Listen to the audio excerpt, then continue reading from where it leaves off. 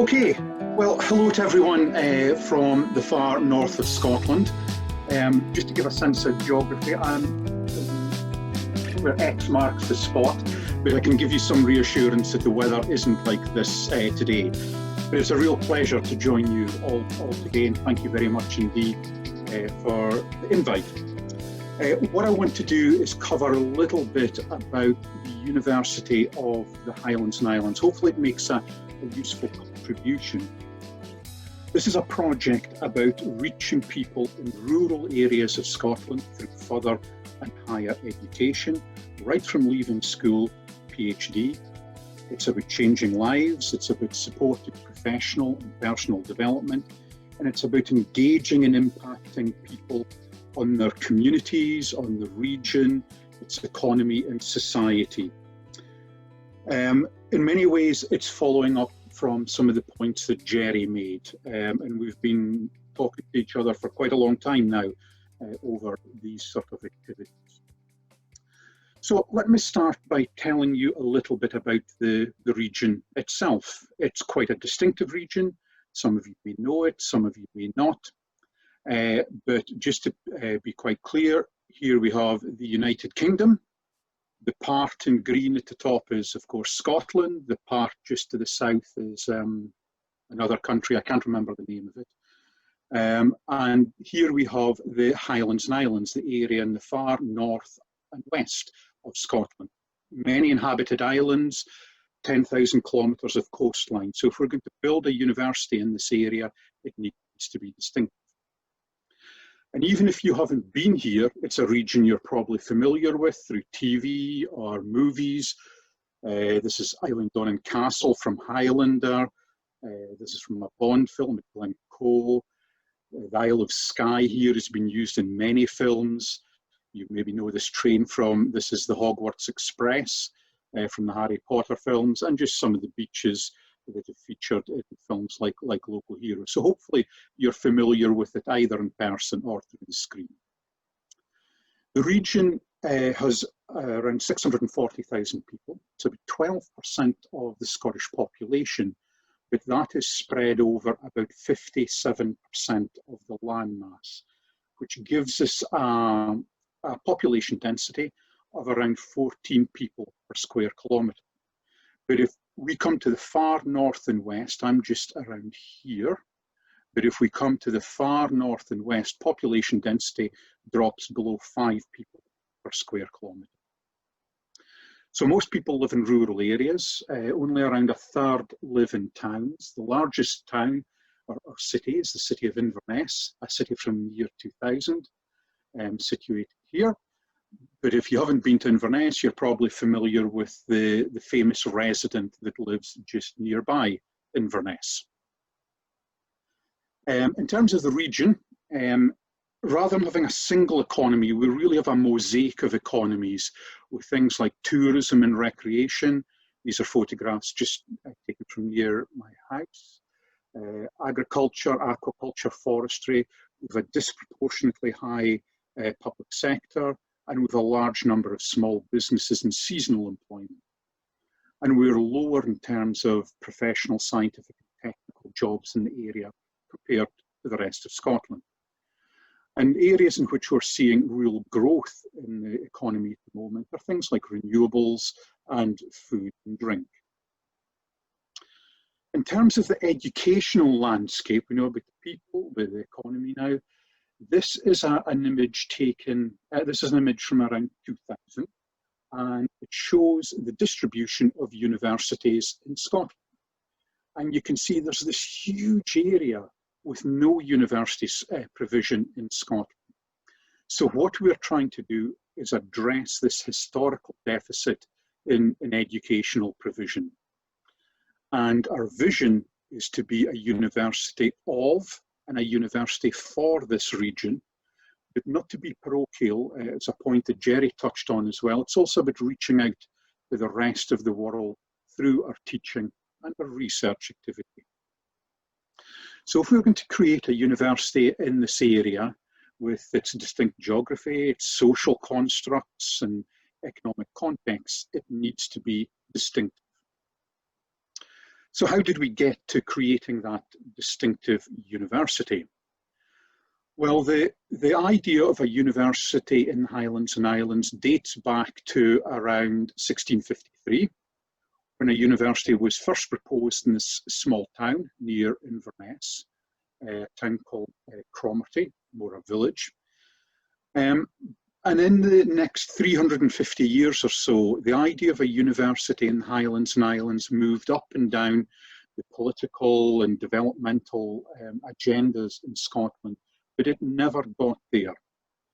But then in 1991, Highland Council, so a regional council, set up a project to examine the case for a university in the region, and the following year, in 1992, the University of the Highlands and Islands project was born.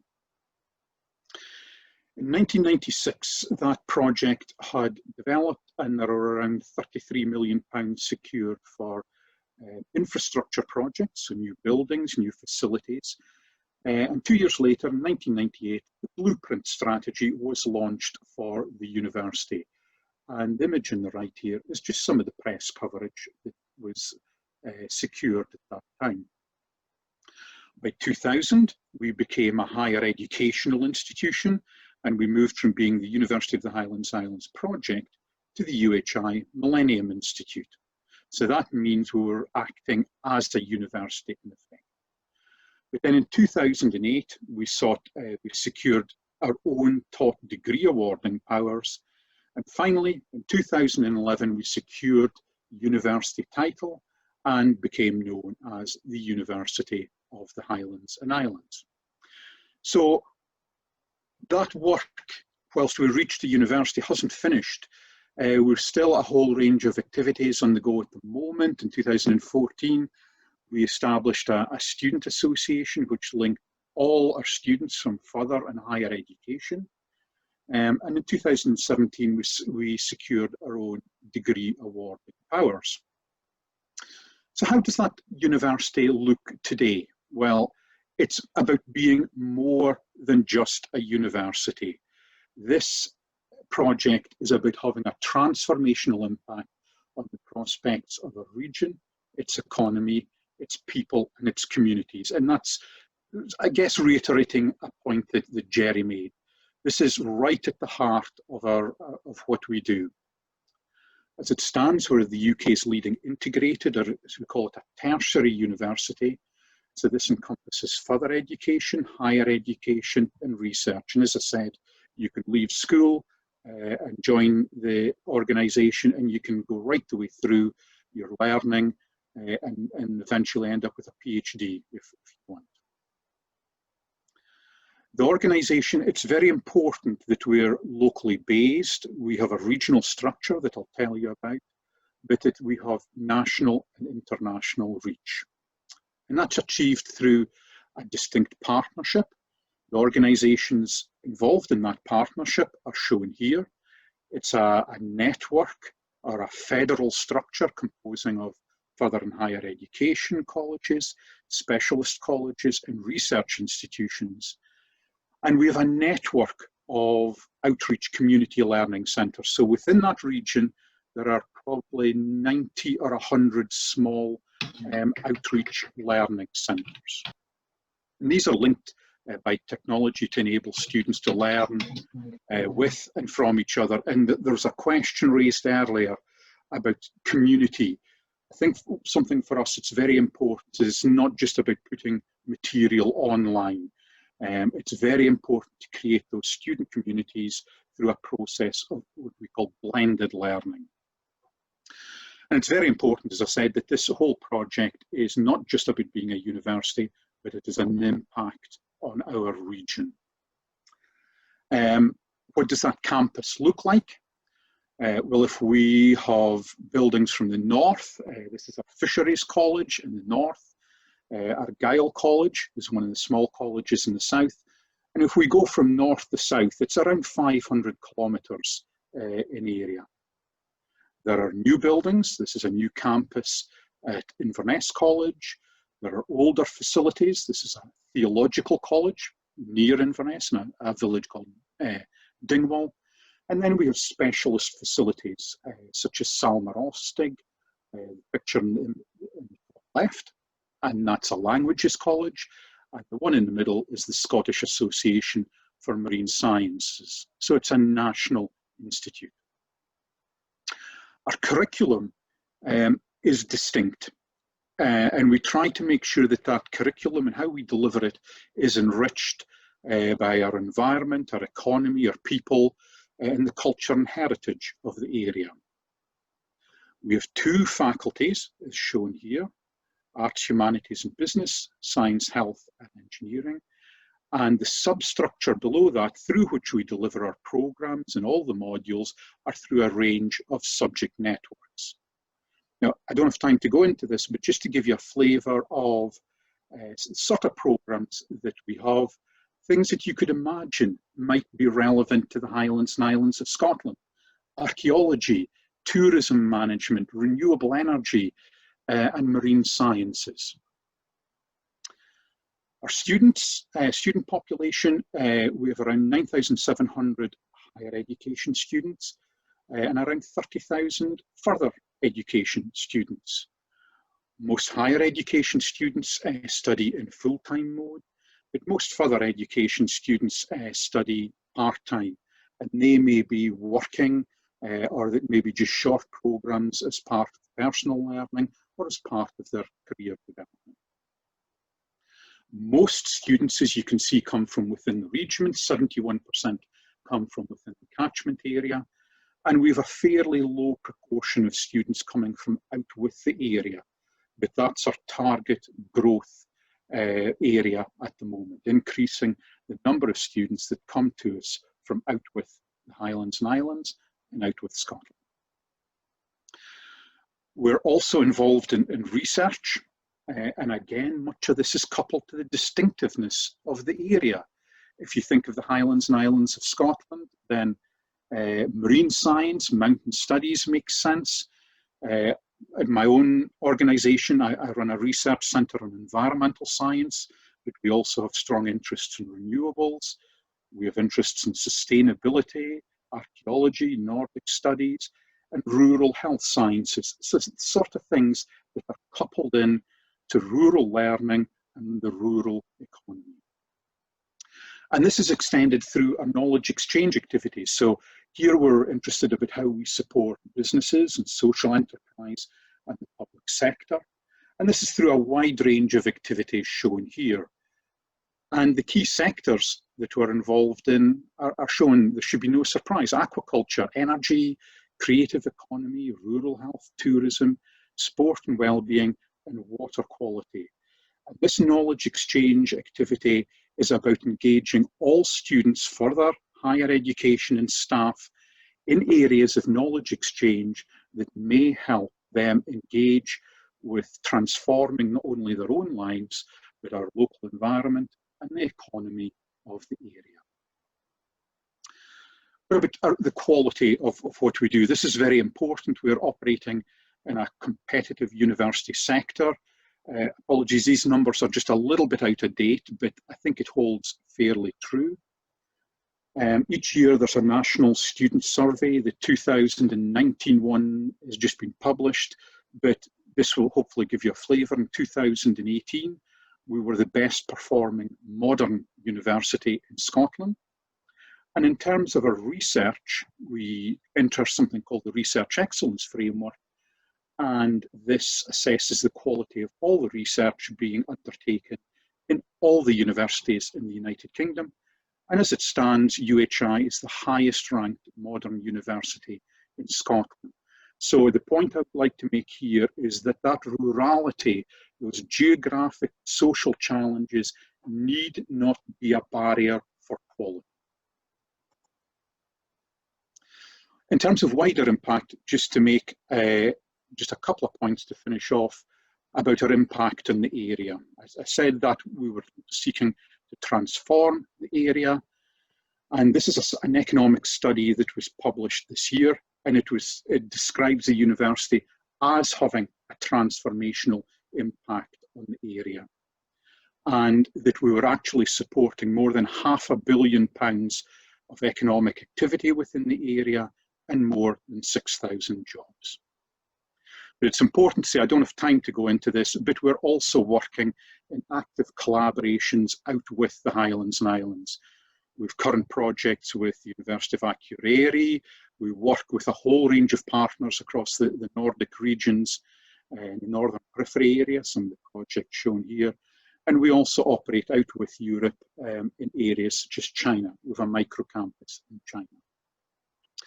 So in summary, last slide, hopefully this has been some use to you. Our journey towards becoming a university was described as the former president of Ireland as the greatest, most inclusive adventure ever undertaken in the Highlands and Islands, and possibly in these islands, in Ireland and Scotland. We have many, many challenges still to address in the university. I hope I've given some positive points, but there are many, many challenges still to address. But hopefully that's been of value. Hopefully you understand that the University of the Highlands and Islands is more than just a university. It's about having this transformational impact on our region, its economy, its people, and its communities. And I would like to thank you all for the invitation to speak today and for listening. Thank you very much indeed. Thank you, Stuart. That was an impressive feat. I think that unlike Yaris organization, you are an actual university, correct? Okay, so you are funded by national grants and taxes and stuff like that, like all other universities are, and you get the grants for all the students that are finishing education. So that's where your funding is coming from, correct? Indeed, that's where most of it comes from. Okay. However, we've also been quite fortunate in the past to have money through European Economic Development Funding, which has helped with investment in infrastructure and IT, etc. And of course, we've screwed that one up. Yeah, royally. So the next question is that when you have all these small college places scattered around the whole area, can everybody in that area study all of the subjects, or do you have to move to study agriculture or marine biology or renewables, or is it all done with IT? No, it's a mixed model, and we take this blended learning approach. So there are some programs which are entirely online, and there are one or two programs which you can only study at one centre. So something like marine sciences, we encourage people to study at the Scottish Association for Marine Sciences, but you can study at one or two other areas. Most programs are in between, so there may be elements of, I'll give an example. On the environmental sciences degree that we deliver, there are 6 different centres that contribute lectures to that programme. So some of those lectures will come from most of the colleges where the students are based. Some will receive those lectures online, but then there are online workshops, and twice a year all the students come together for intense lab work periods, so lab work and field work. So we then create that community of all the students coming together, and they're not just seminars. Okay. No, they actually physically come. And So it depends on the program, but it's a mixed model. It's how can we best deliver each program. How do you feel that the COVID challenges has that endangered your model, or has it actually sort of given rise to new possibilities? Because everything is interconnected by these ways now. Yeah, that's a really good question. There's a number of aspects on that. First of all, I think it's impacted us less than other urban universities. We don't have these large halls of residence where there have been cases. And in Scotland, we have a tiered system. So every region is within a tier, depending on the number of cases within that area. And Highlands and Islands, low population density, small communities, we remain in the lowest or the next lowest tier. So it hasn't impacted us so much, but also we are using these models in which it's part of our business anyway that we're reaching these small communities. Exactly. I had one follow-up question for Jerry, and I would like you to answer it as well, but you kind of answered it because you say that your students are actually meeting up physically in buildings to get most of the education going, the lectures and the group work and so on. But there was a question for Jerry, if you have a way of doing digital exams, can you do exams online, or do people have to go to the universities, or can you hold an exam like in a remote area and then just do your exams from home or from the local knowledge center? And you can both answer that, please. Okay, I answer first then. Before COVID, we didn't have that possibilities. Nowadays, we have that. Short answer. Okay, so you can actually take your exam online now? Yes.